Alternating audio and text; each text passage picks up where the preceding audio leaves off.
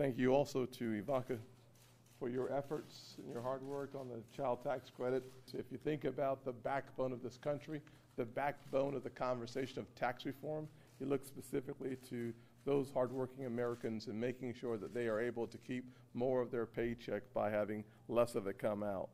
When you think about the last time there was comprehensive tax reform in this country, it was decades ago. And the composition of our workforce looked very different, and our homes looked very different. Today, in the vast majority of American homes, all parents work. Our tax code has to recognize and support this reality and support our dual values of work and of family. We need to make our businesses competitive. We need to simplify and democratize our tax code. We need to drive wage growth, and we need to give opportunity to all Americans. The typical American family spends 29% of after-tax income on child care costs. The average annual cost of providing center-based care for 2 children exceeds annual median rent in every state and is the highest single household expense in both the Northeast and the Midwest. And the cost of full-time infant care outstrips the cost of in-state tuition in public 4-year universities in 2/3 of states and exceeds average food spending in every single state. So over the years, as wages have stagnated, the costs of raising a family have grown exponentially.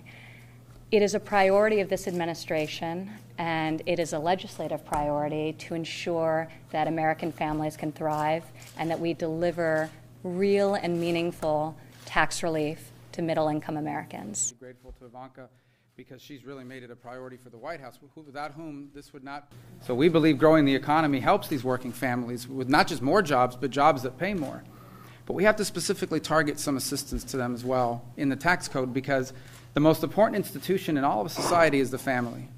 And the most important job that any of us will ever do is to raise children and be parents. I think that the way that we show this country that we value families and children is by reflecting it in the policies that we put into place. I'm passionate about this issue because I've always been a working mom.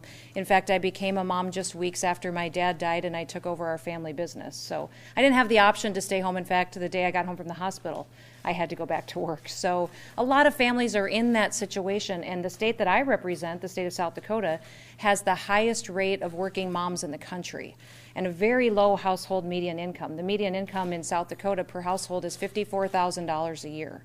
So that's with both family members working, providing for that family. This is going to be really helpful and to keep families together, and also to help single parents out there who really want to work.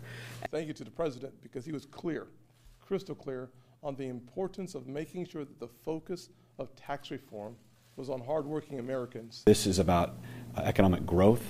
This is about economic opportunity, and the very heart and soul of that is the American family. And that's what this proposal specifically is about, and that's why this tax reform is going to be the type of policy that will really help families with the very critical things they actually need, something that really helps people make a difference in their lives. Senators, Congress members. Thank you all.